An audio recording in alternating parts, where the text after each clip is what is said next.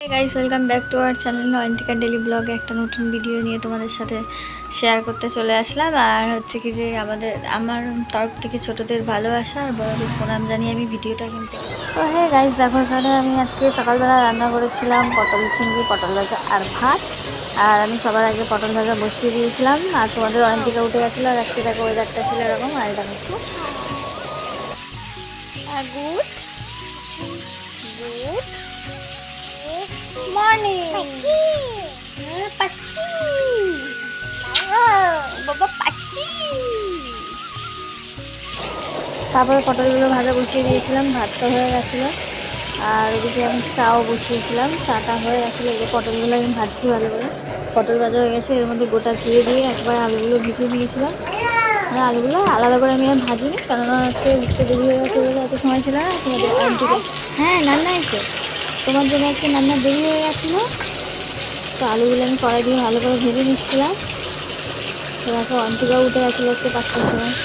তারপরে আলুগুলো ভাজা হয়ে গেলে মশলা টমেটোটা দিয়ে দিয়েছিলাম, কেটে দিয়েছিলাম টমেটোটা আলুটা। আর পটলটা মনে হয় ভালো করে ভাজা হয়নি, তো তাই জন্য পটলে একেবারে আলু কষার সাথে দিয়ে দিয়েছিলাম, যাতে ভালো করে সিদ্ধ হয়ে যায় ভালো করে।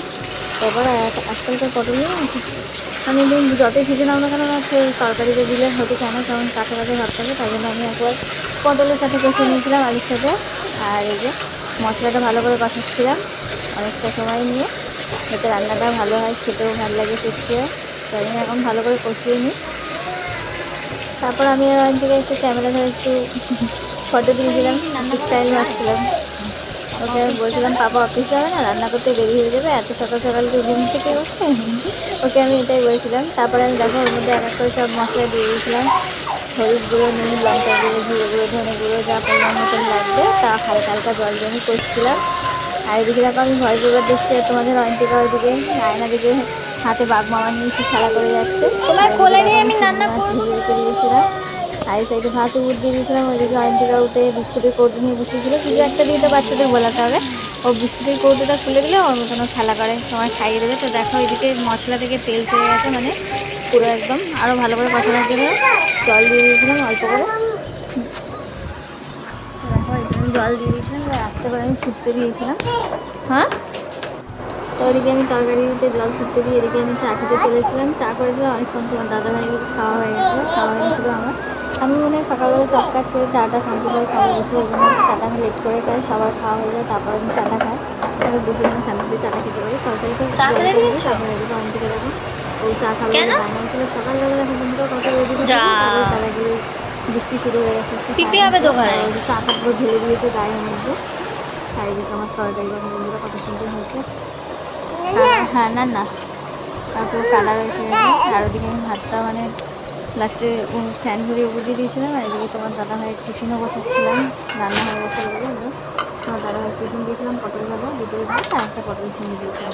স্নান টান করে নিয়ে ব্রাশ করে স্নান টান করবো। আর তোমাদের বাড়ি থেকে গেছে স্নান করতে, আমিও স্নান করবো, রেডি হয়ে গেছে। দুজনে একসাথে চান করে নিয়ে ওকে আবার খাওয়াতে বসবো, 12টা বেজে গেছে বন্ধুরা। তো চলো আমি স্নান টান করে নিয়ে আবার আনতে আগে তোমাকে দেখাবো, তোমাদেরকেও কী করছে না করছে অবশ্যই। তো চলো পুরো ভিডিওটা দেখতে হবে। যদি তোমাদের ভালো লেগে থাকে অবশ্যই লাইক কমেন্ট বেশি বেশি করে সাবস্ক্রাইব করে দিও বন্ধুরা। High high high.